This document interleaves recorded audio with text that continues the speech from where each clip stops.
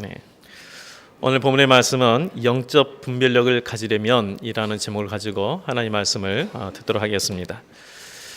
아는 만큼 보인다는 말이 있습니다. 아는 만큼 보인다. 네.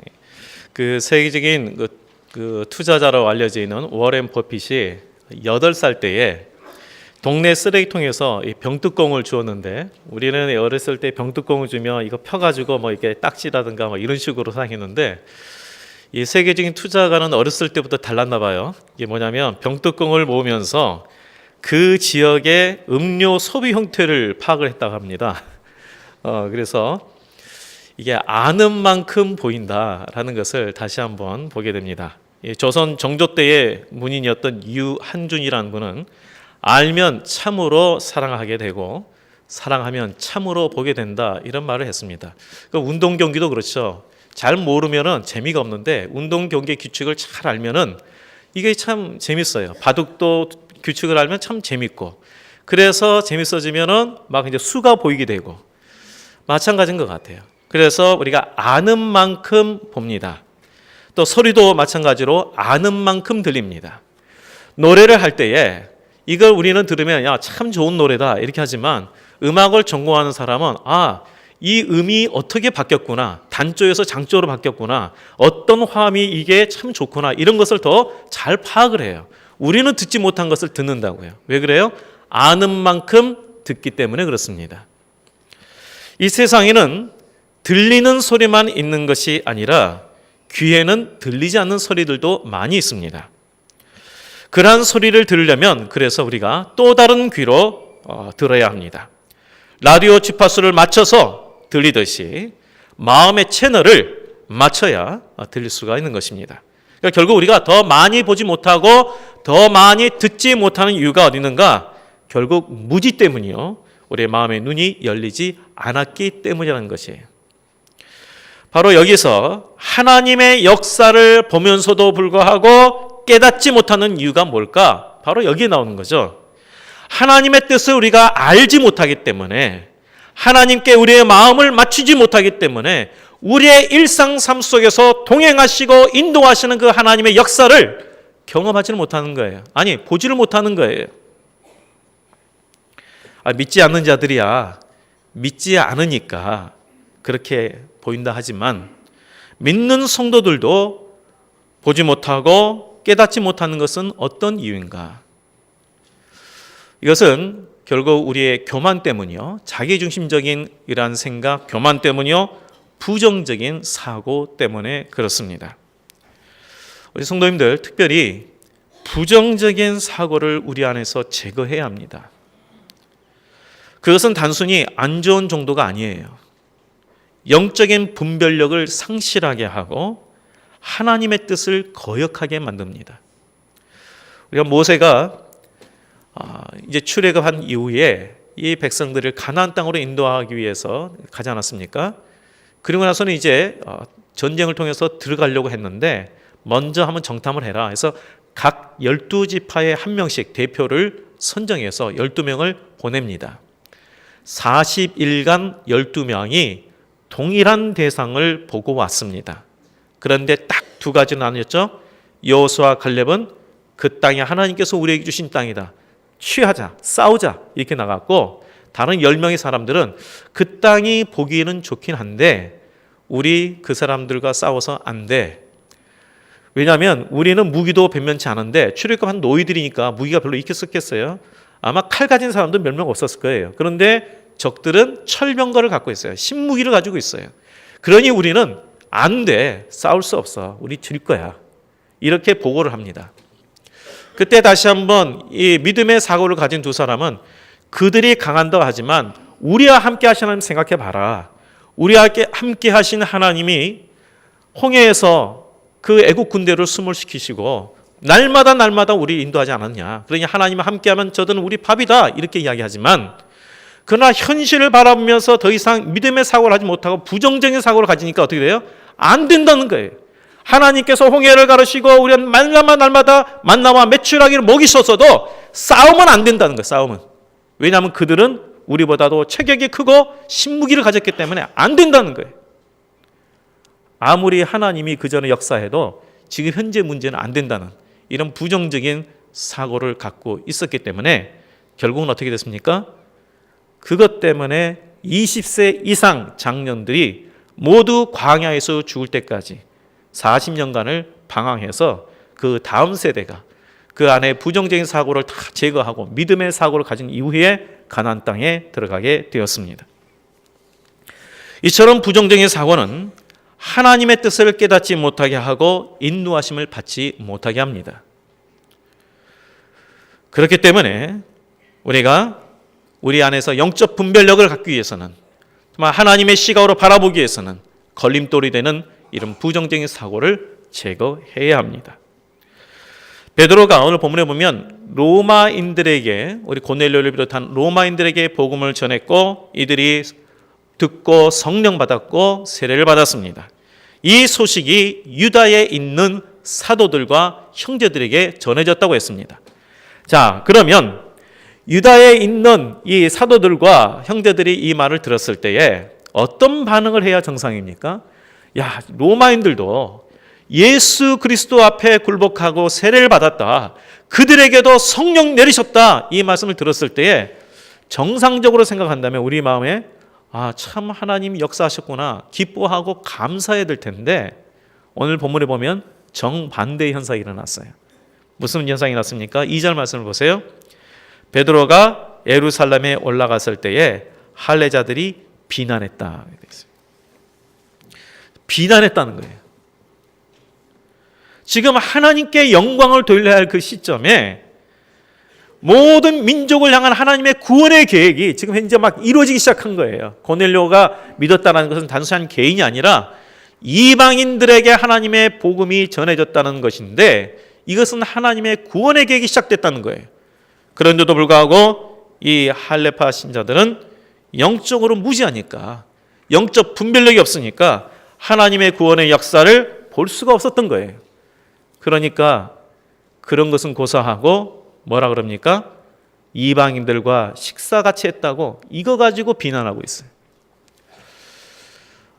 참이 답답하죠. 본질은 놓치고 하나님의 역사하심과 하나님의 그 구원의 계획, 이런 부분들은 모르고 식사 이방인들하고 같이 했다, 우리 전통을 어겼다, 이거 가지고 비난하고 있어요. 이게 바로 부정적인 사고예요. 본질적인 것은 보지 못하고 하나님의 역사는 보지 못하고 내 기준에 어긋난 그것만 보고 비판하는 그런 사고가 부정적인 사고입니다. 베드로가 이방인 고넬료 집에 간 것은 개인적인 일이 아닙니다. 왜냐하면 그가 이 고넬료 집에 갔을 때에 자기만 간 것이 아니라 요바에 있는 그리스도인 형제 6명을 데리고 갔습니다. 그렇기 때문에 공적인 사역으로 간 거예요. 초대교회의 지도자가 이방인과 교제를 금하는 유대인의 관습을 깨고 공개적으로 이방인에게 복음을 전하고 세례를 베풀었어요. 이것이 결코 쉽지는 않습니다. 이 관습을 깬다는 거 쉽지 않습니다. 이것을 깨면은 비난받을 것도 예상이 됐습니다. 그럼에도 불구하고 베드로는 순종해 나갔습니다. 왜 그렇습니까? 이것이 바로 하나님의 명령이었기 때문에. 이로써 교회가 예수님의 말씀하신 명령, 땅끝까지 이르러 내 증인이 되리라는 그 명령, 이 말씀에 따라 움직였던 사건인데, 근데 이처럼 큰 획기적인 사건을, 하나님의 놀라운 섭리의 사건을 이 베드로가 돌아올 때에 깨닫고 환영한 것이 아니라 정반대였다는 거예요. 바로 이 할레파 그리스도인들이 반대를 했어요. 그래서 이 부분들을 좀 살펴봤으면 좋겠는데요. 이 할례자라는 것은 유대 전통을 중시하는 사람입니다. 그래서 이방인과 교제하는 것을 금했어요. 그것이 믿음이 좋은 줄 알았어요. 이방인들, 믿지 않는 자들과 교제하지 않는 것, 이게 믿음이 좋은 줄 알았어요. 그래서 그들과 담을 쌓고 분리되어 있는 것이, 그것이 바른 믿음이라고 본인들은 생각했던 거예요. 그러니까 베드로가 이러한 복음을 전하기 위해서 이방인과 접촉하는 것도 자기 기준이 있으니까 하나님의 그 놀라운 역사도 비난하는 거예요. 이게 얼마나 무서운지 몰라요. 이게 내 기준으로 판단한다는 것이 이렇게 무섭습니다. 베드로가 복음을 전한 다음에 고넬료 집에 복음을 전한 다음에 그 있는 사람들이 너무 감사해서 하나님 말씀을 사모해서 며칠만이라도 더 있으라고 간청을 하지 않았습니까? 그래서 베드로가 더 며칠 있었다고 그랬습니다. 며칠 있으면서 그들과 교제하면서 말씀을 전했어요. 그런데 베드로가 이런 하나님의 말씀을 전할 때 이것은 하나님의 계명을 어긴 것이 아니죠. 그 어긴 것은 그들의 관습을 어겼습니다. 그런데 이 부분에서 비난했다. 이 비난하다라고 번역되어 있는 단어가 원래 이 원어가 디아크리노라는 단어인데요. 분리하다라는 의미가 강합니다. 분리하다. 할레파 그리스도인들이 믿지 않는 무할레파 사람들과 분리를 시킨 거예요. 유대인과 이방인들을 분리하고 믿었어도 할례 받은 사람과 안 받은 사람과 분리를 시킨 거예요. 그리고 베드로를 비난하는 건 뭐냐면 전통을 중시하는 우리와 전통을 깬 베드로 당신과 우리를 분리한 거예요. 그러니까 비난하다는 뭐가 있냐면 분리하다라는 의미가 굉장히 강합니다. 그것은 마치 자기의 믿음만이 옳다고 주장하는 교만과 부정적인 사고를 가지고 있는 것입니다. 그래서 이 비난한 자들의 특징을 보면은 바로 이 분리시키는 그러한 모습을 보게 돼요. 그래서 항상 당을 짓고 분열을 일으켜요. 자기만이 옳다고 생각하니까 다른 사람 다 잘못됐으니까 당연히 분리를 가져와요. 예수님께서 마태복음 7장 1절 이하에서 비판하지 마라, 우리 말하면 비난하지 말라라고 말씀하셨어요. 그러면서 뭐라고 말씀하셨습니까? 먼저 내 속에 있는 들보를 빼어라. 그 후에야 밝히 보고 형제의 눈 속에 있는 티를 빼리라 라고 말씀했어요. 무슨 말합니까? 비판하고 비난하는 자는 자신의 눈 속에 들보를 보지 못하는 자다. 그러니 그 눈 속에 있는 들보를 먼저 빼라 라고 말씀하고 있는 것입니다. 그렇기 때문에 이 교만과 부정적인 사고를 가지고 있는 사람은 하나님과의 바른 관계를 절대로 맺을 수가 없어요. 그래서 우리가 그 부분들을 하나님 앞에 계속해서 하나님 내 가운데서 이런 마음들을 제거해 주옵소서, 하나님의 마음을 품게 해주세요, 내 가운데 믿음의 사고를 온전히 바뀌게 해주세요, 그렇게 우리가 기도해야 되는 것입니다. 하나님의 위대한 역사를 비난한 자가 안 믿는 사람이라면 얼마나 우리가 충분히 이해가 되죠. 근데 믿는 사람이에요. 어떻게 하나님의 역사를 깨닫지도 못하고 오히려 방해하고 그 일을 행한 베드로를 비난합니까? 그렇기 때문에 우리가 철저히 깨어서 내 안에 그런 것들을 제거하도록 힘써야 합니다. 예수님께서 산상수훈에서 복에 대해서 이야기하실 때 이렇게 말씀하셨어요. 애통하는 자가 복이 있다. 이 애통이라는 것은 가슴이 찢어지도록 처절하게 우는 것을 말해요. 가슴이 찢어지도록 처절하게 우는 것. 오늘날 우리는 웃는 자가 복이 있다라고 하는데 그게 아니라 애통하는 자, 정말 너무 마음이 아파서 가슴을 찢으면서 하나님 앞에 처절하게 우는 그 사람이 복되다. 그것은 다른 것의 잘못 때문에 그것이 아니라 내 안에 잘못된 것을 보면서 하나님, 내가 이러한 죄인입니다, 내가 이렇게 연약합니다 하면서 내 가슴을 찢으면서 하나님 앞에 기도하는 그 애통하는 이런 사람이 복되다는 것이지, 다른 사람 비판하고 비난하는 자가 복되다는 것이 아니에요. 그런데 왜 우리는 타인에 대해서는 비난을 이렇게 잘하면서 내 자신에 대해서는 애통하지 못하는가? 오늘날 교회가 세속화되는 것을 보면서 가슴을 찢으면서 아파하는 것이 아니라 마치 나는 예외적인 사람인 것처럼 비난하고 부정적으로만 보는 사람들이 적지 않습니다. 왜 그래요? 그 마음에는 하나님의 마음이 없기 때문에 그래요. 단언코 하나님의 마음이 없습니다. 하나님의 사과는 전혀 달라요. 예수님은 우리에게 애통하는 자가 되라고 했습니다. 가슴을 찢으며 처절하게 우는 자가 복이 있다. 내 눈에 들보를 보라. 우리 성도님들, 생각이 바뀌어야 인생이 바뀝니다. 생각의 차이가 삶의 차이를 가져온다는 것 세상도 압니다. 긍정적인 사고만으로도 좀 나은 삶을 산다는 것 세상도 압니다. 하물며 우리는 긍정적인 사고와는 차원이 다른 믿음의 사고를 하는 자들입니다. 그런데 부정적인 사고를 버리지 못해서 오히려 하나님의 역사를 방해하게 된다면 얼마나 불행한 일입니까? 어떠한 일들을 우리가 말씀을 붙들고 살아야 합니다 하면 부정적인 사고를 가진 사람이 이렇게 이야기해요. 말씀과 현실이 같습니까? 오늘날 현실에서 말씀대로 사면 참 어렵습니다. 이렇게 생각을 해요. 또 어떻습니까? 어떤 일들을 우리가 믿음으로 합시다. 이 부분들을 하나님께서 우리에게 주셨습니다. 합시다. 그러면 기도한다고 됩니까? 이 부정적인 사고가 하나님의 역사까지 막는 것을 우리는 참 많이 봅니다.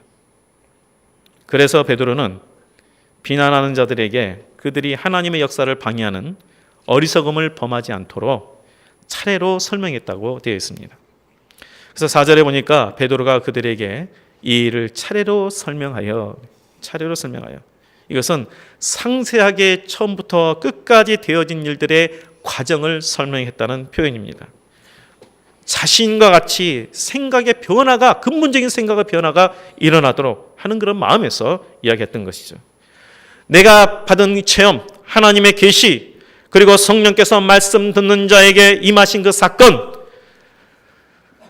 바로 이 부분들을 이야기하면서 이방인 집에 들어가서 교제했던 것은 단순히 관습을 어긴 것이 아니라 바로 이것이 복음을 위한 것이고 하나님께서 그 주체가 되신다. 이것을 말했던 것이죠. 내 임의로 행한 것이 아니고 하나님께서 계획하신 하나님의 뜻이니까 교만되게 판단하지 말고 영적으로 분별하라라는 그런 말이에요.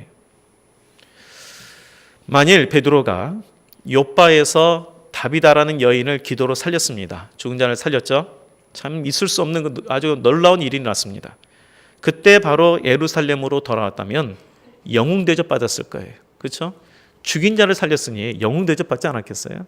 야, 어떻게 이런 일이 벌어질 수 있나? 하나님만이 하실 수 있는 것을 이 베드로 사도가 행했네. 그래서 얼마나 떠받쳤겠어요. 그런데 베드로는 유대인의 관습을 어기면서 고넬료의 집에 찾아가 복음을 전하고 세례를 주었습니다. 비난이 있을 것 예상했습니다. 그러나 순종했어요. 왜 그렇습니까? 그게 하나님의 뜻이기 때문에 그렇습니다. 내 생각보다는, 전통보다는 하나님의 뜻이 먼저이고 하나님의 뜻에는 우리는 순종해야 되기 때문에 그렇습니다. 이것이 참된 신앙의 자세입니다. 영적 분별력을 가진 자의 자세입니다. 무엇이 먼저입니까? 하나님의 뜻입니까? 아니면 내 생각, 우리의 관습, 우리의 경험입니까? 우리 성도님들, 그래서 우리가 성령님의 인도함을 받기에 힘써야 합니다. 구체적으로 하나님의 마음을 깨닫고 닮아가기에 힘써야 합니다. 생각이 변하지 않으면 우리의 삶이 결코 바뀌지 않기 때문에 그래요. 한 열흘 됐나요? 우리 이제 한국과 일본 간의 정상회담이 이루어지지 않다가 미국의 중재로 겨우 이루어졌죠. 그때 이 아베 총리가 그 고노다마를 이게 우리가 계승하겠다 이렇게 이제 이야기했는데 불과 9일 만에 어제 교과서 보니까 또 아주 이 독도는 완전히 교과서에 일본 땅이라고 이렇게 기록을 했죠. 앞에서는 전쟁에 대해서 우리가 잘못했고 사죄한다고 하는 것에 대해서 억지로 시인을 했지만 뒤로는 그게 아니었다는 것을 다시 증명하고 있는 거죠. 그러니까 생각이 바뀌지 않으면 변하지 않는 거예요, 행동이. 일본의 그 구구단체 이 사람들이 전쟁에 대한 잘못됐다는 인식이 없으니까, 역사적인 잘못된 인식이 없으니까 겉으로는 그렇게 하다가 안에는 이렇게 하는 거죠. 마찬가지로 우리가 하나님의 생각으로 바뀌지 않으면 하나님의 자녀로 살기가 어려운 거예요. 우리 안에 하나님의 생각이 없는데 어떻게 하나님의 자녀답게 살 수가 있습니까? 영적인 일은 영적인 것으로만 깨달을 수 있다고 말씀하셨습니다. 그러므로 우리는 하나님을 가까이 하고 하나님 앞에 더 나아가서 영적으로 분별함을 얻어야 합니다. 근데 어떻게 하나님을 가까이 합니까? 하나님의 말씀을 통해서 기도함으로, 교제함으로 가까이 가는 것입니다. 이게 신앙의 기본이에요. 기본이라는 것에 대해서 다시 생각할 것은, 기본이라는 것은 아주 기초적인, 대수롭지 않는 이게 기본이 아니라 이것이 없으면 절대 안 되는 중요한 것, 바로 그것이 기본이에요. 반드시 있어야 되는 것이 기본인데 그게 뭡니까? 하나님과의 교제함, 하나님과의 친밀한 교제함, 이것이 우리 신앙의 기본이다. 바쁘고 힘든 생활이지만 놓치지 말아야 될 것이 바로 하나님과의 교제다. 그래서 말씀과 기도 가운데 교제하는 것은 우리 신앙의 기본이에요. 하나님과 친밀한 관계를 통해서 바로 성령의 인도함을 받고 영적인 분별력을 얻기 때문에 그렇습니다. 그 전에 수련회를 하는데 마음 가운데 우리 교사들이 수련을 위해서 다 우리가 많이 기도하잖아요. 그러나 우리 공적으로 한 2달 정도는 정말 모여서 많이 바쁘고 힘들지만 수요일날 이제 저녁 예배 끝나고 나서 1시간 이상 정도는 우리가 같이 기도합시다. 그래서 이제 뭐라 그랬냐면 기도회에 그 2달 동안 기간 한 번이라도 빠지면 수련회 같이 갈 수 없습니다라고 이야기했어요. 그랬더니 모두가 이제 기도합시다. 힘들지만 기도합시다. 이렇게 되는데 한 분은 굉장히 부정적이더만요. 꼭 그렇게 해야 수련회 갑니까? 꼭 그렇게 모여서 기도해야만 수련회 갑니까? 그러더니 안 나오시더라고요. 총무가 안 나오시더라고요. 그래서 다른 사람은 계속해서 모여서 기도하는데 기도할 때마다 성령께서 강하게 마음을 주셨어요. 그래서 결국 수련회를 갔는데요. 정말 하나님의 놀라운 역사를 경험했습니다. 아이들의 삶의 자체가 수련회 갔다 오면 보통 한 달, 약발이 한 달 간다 그러는데 아니에요. 그때 갔다 왔던 아이들이 정말 삶이 변했어요. 그리고 우리가 말하는 놀라운 체험도 있었어요. 다리가 부러진 애가 기도하다가 다리가 낫는 역사도 있었고요. 교사가 이때까지 아이들을 그냥 맨날 지시만 하던 그 교사가 기도하다가 자기가 회개하면서 아이들 앞에 죄를 고백하는 그런 역사도 있었어요. 하나님 앞에 먼저 기도하고 하나님 앞에 죄를 고백하고 그렇게 나가니까 하나님 역사하시더라고요. 그런데 부정적인 사람은 뭐 그렇게 해야 됩니까? 꼭 그렇게 해야 됩니까? 이렇게 나와요. 기본이에요. 그건 기본. 우리가 하나님 앞에 가까이 나서 기도하고 말씀 가운데 조금이라도 더 생활하는 것 그건 기본이에요. 내 기준과 경험으로 성령의 인도함을 받는 거 아닙니다. 우리가 날마다 하나님 앞에 가까이 나가면서 말씀을 묻고 인도함을 받으면서 성령의 인도함을 받는 거죠. 그래서 우리가 하나님 앞에 기도하는 것이고요. 말씀 묵상하는 것입니다. 그리고 그 다음에 말씀대로 순종하는 것입니다. 그것이 하나님께 초점을 두는 것이에요. 우리 성도님들, 다시 한번 우리가 영적 분별력을 갖고 하나님의 행하신 그 역사들을 바라보기 위해서는 내 중심적이고 부정적인 생각을 버리도록 간구하십시오. 그리고 하나님의 마음과 생각을 깨닫도록 정말 하나님 앞에 더 가까이 나가도록 우리 모두가 힘써야 합니다. 그래서 하나님의 시각으로 바라보고 그 인도하심에 순종함으로 하나님의 역사에 쓰임을 받는 복된 삶이 되시기를 주의 이름으로 축복드리겠습니다. 기도하겠습니다. 하나님 아버지, 우리 안에 오직 하나님 의지하고 하나님의 인도하심을 받고자 갈망하는 마음을 허락하여 주셔서 내 뜻과 내 경험과 내 생각들보다도 더 크신 하나님 의지하여 날마다 말씀과 기도로 주님과 교제하는 우리 모든 성도들 되게 하여 주시옵소서. 때때로 부족함이 있습니다. 그러나 그때마다 하나님께서 우리를 찾아와 주시고 만나 주시옵시며 그래서 주님의 그 말씀을 통하여 다시 한번 내 삶에 가는 지표가 되게 해 주시고 또 그 걸어가는 그 길이 되게 해 주셔서 오직 하나님이 원하시는 뜻대로 살아가는 우리 모두가 되게 하여 주시옵시고 삶 속에서 하나님의 역사와 하나님의 인도하심을 경험하는 우리 모든 성도들 되게 하여 주시옵소서. 예수님 이름으로 기도합나이다. 아멘.